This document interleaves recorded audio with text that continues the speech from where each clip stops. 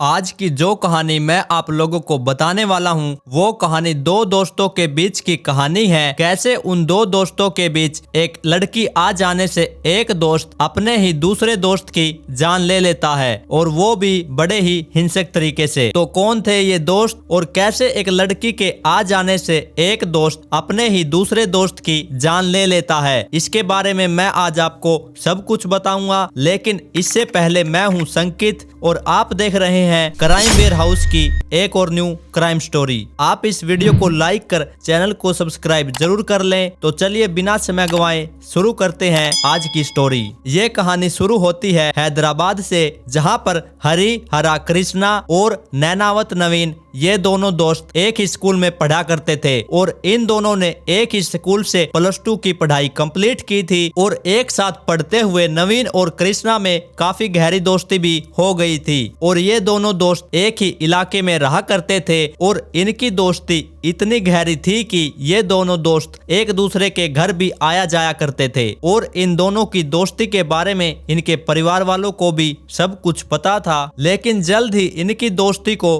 किसी की नजर लगने वाली थी। दरअसल नवीन और कृष्णा की ही क्लास में एक लड़की पढ़ती थी जिसका नाम था निहारिका रेड्डी और कृष्णा मन ही मन उस लड़की को बहुत चाहता था, लेकिन इसके बारे में उसने किसी को भी कुछ भी नहीं बताया था, यहाँ तक कि नवीन को भी नहीं। कृष्णा जो था वो अपने दिल की बात निहारिका को बताना चाहता था, लेकिन निहारिका से बात करने में कृष्णा को काफी शर्म आती थी और यहाँ तक कि कृष्णा कभी निहारिका से बात करने की हिम्मत तक भी नहीं कर पाया। और फिर इसी तरह से समय गुजरता गया और फिर एक दिन जब कृष्णा अपनी क्लास में अंदर दाखिल होता है तो वो देखता है कि उसका करीबी दोस्त नवीन वो निहारिका के साथ बैठा हुआ है। कृष्णा को ये देखकर काफी जलन भी होती है और उसको काफी अजीब सा भी लगता है कि आखिर ये दोनों साथ में क्यों बैठे हैं। और जब कृष्णा नवीन को साइड में ले जाकर इस बारे में पूछता है तो नवीन उसे जो बताता है वो सुनकर कृष्णा के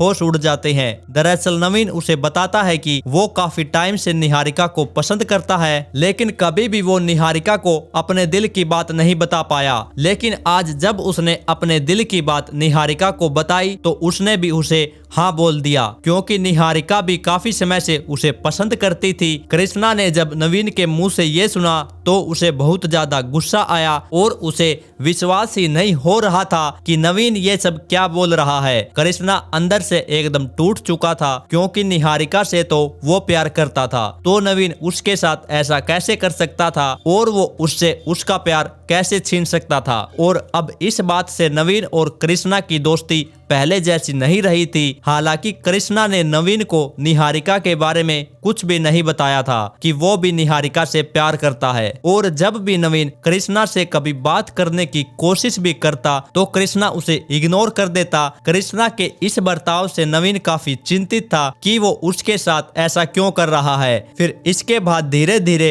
नवीन और निहारिका की नजदीकियां काफी बढ़ने लगी और कृष्णा को तो जैसे वो भूल ही गया था। लेकिन कृष्णा इन सब के बारे में कुछ भी नहीं भूला था। कृष्णा के दिमाग में एक ही बात चल रही थी कि कैसे उसके ही दोस्त ने उसका प्यार छीन लिया। खैर फिर +2 की पढ़ाई कंप्लीट होने के बाद ये तीनों यानी नवीन, निहारिका और कृष्णा ने अलग अलग कॉलेज में एडमिशन ले लिया। इस वजह से अब इनका मिलना भी काफी कम हो गया था। लेकिन फिर भी नवीन और निहारिका का रिश्ता पहले जैसा ही था और इन्हें तकरीबन अब 7 साल हो चुके थे। लेकिन फिर 2022 आते आते नवीन और निहारिका के रिश्ते में दरार आनी शुरू हो जाती है। उनके बीच छोटी छोटी बातों को लेकर झगड़े भी होने लगे थे। नवीन ने अपने रिश्ते को बचाने की काफी कोशिशें भी की, लेकिन फिर भी निहारिका उससे ब्रेकअप करके चली गई। नवीन को इस बारे में बहुत बुरा लगा, क्योंकि नवीन ने अपनी पूरी जिंदगी निहारिका के साथ सोच रखी थी। लेकिन नवीन ने कभी सपने में भी नहीं सोचा था कि एक दिन निहारिका उसे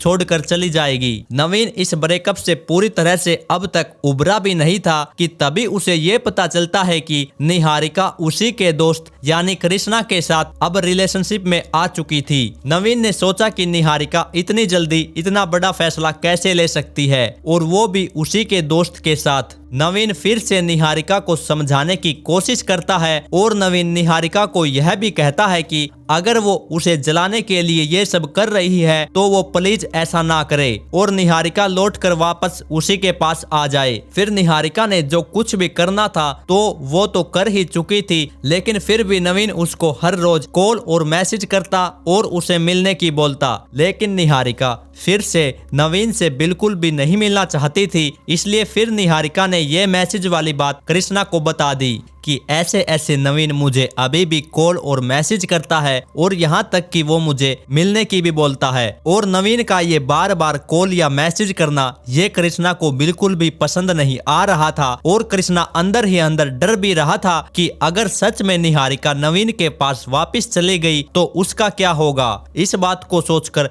कृष्णा बहुत ज्यादा परेशान था। अब ये बात कृष्णा के मन में घर कर चुकी थी तो निहारिका को अपने पास रखने के लिए कृष्णा को बस एक ही रास्ता नजर आ रहा था और वो था नवीन को ही रास्ते से हटा देना, क्योंकि कृष्णा सोचता था कि अगर नवीन ही ना हो तो निहारिका जाएगी किसके पास। और फिर कृष्णा नवीन को जान से मारने की प्लानिंग करने लगता है और इस काम को अंजाम देने के लिए उसने एक चाकू भी खरीद लिया था और अब कृष्णा बस सही मौके के ही इंतजार में था, जो कि उसे मिलता है 17 फरवरी 2023 को। दरअसल कृष्णा उस दिन नवीन को कॉल करके एक जगह पर बुलाता है और फिर वो दोनों साथ में समय बिताते हैं। वो दोनों उस दिन निहारिका के बारे में बात करना चाहते थे और जब कृष्णा ने उसको बुलाने के लिए कॉल किया तो नवीन अपने घर वालों को बता देता है कि वो आज अपने दोस्त कृष्णा से मिलने जा रहा है और फिर वो वहीं से अपने कॉलेज भी चले जाएगा। इसके बाद नवीन कृष्णा की बताई हुई जगह पर पहुंच जाता है। वहां पर ये दोनों पहले मिलते हैं और फिर कृष्णा नवीन को लेकर अपने एक दूसरे दोस्त के रूम में पहुंच जाता है। रूम में पहुंचने के बाद कृष्णा और नवीन साथ में पार्टी करते हैं और इसी बीच उन दोनों का निहारिका को लेकर झगड़ा हो जाता है। फिर इसके बाद कृष्णा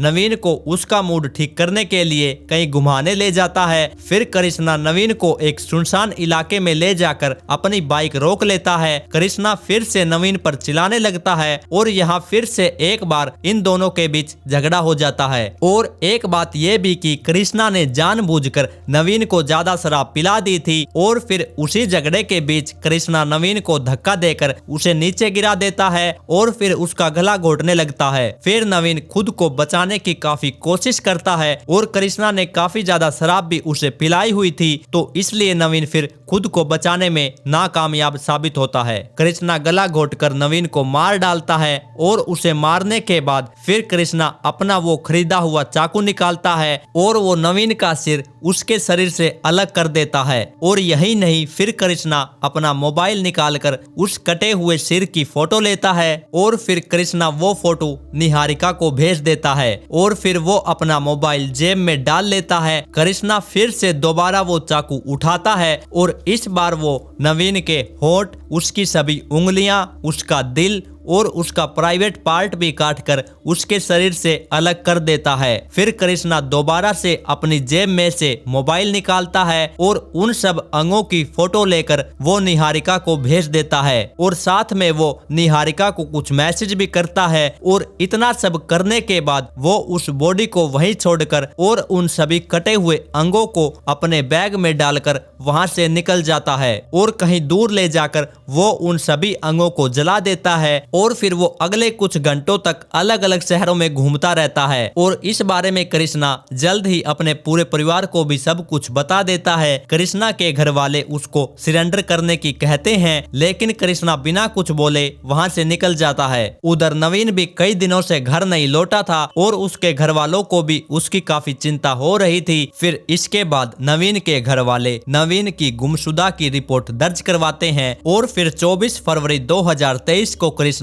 वहीं के ही थाने में जाकर सरेंडर कर देता है। फिर पुलिस कृष्णा की बताई हुई जगह से नवीन की बॉडी भी बरामद कर लेती है और पुलिस को अपनी पूछताछ में ये पता नहीं चल पाया कि निहारिका को इन सब के बारे में पहले से पता था या नहीं। और फिर कृष्णा को पुलिस हिरासत में लेकर उसे जेल भेज देती है और इस मामले में जैसे ही सजा का ऐलान होगा तो मैं आप सभी को अपडेट कर दूंगा। तो बस यही कहानी थी आज की और इस कहानी के बारे में आपकी क्या राय है आप मुझे कमेंट करके जरूर बताइएगा। तो जल्द ही मिलेंगे एक और नई क्राइम स्टोरी के साथ।